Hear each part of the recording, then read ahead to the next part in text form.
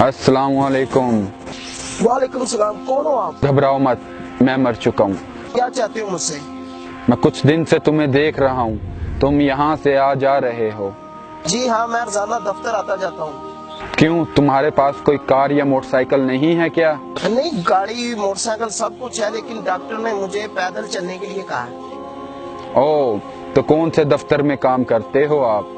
मैं यहाँ के MPA का सेक्रेटरी हूँ। अच्छा तो भाईजान, फिर तो आप मेरा एक काम लाजिम करोगे। क्यों जी, आपको भी बिजली, गैस और सड़कें चाहिए? नहीं भाईजान, ना ही हमें गैस चाहिए, ना ही हमें बिजली चाहिए, और ना ही हमें सड़कों की जरूरत है।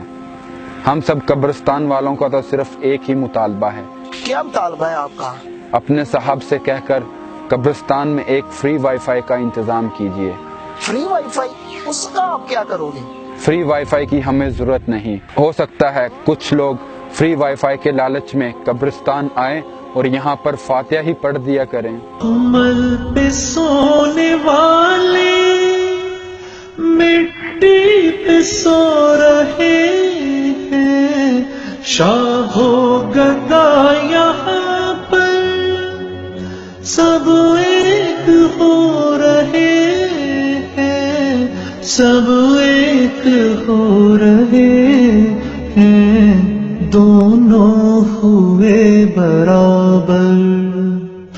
ये मौत का असर है, ये मौत का असर है।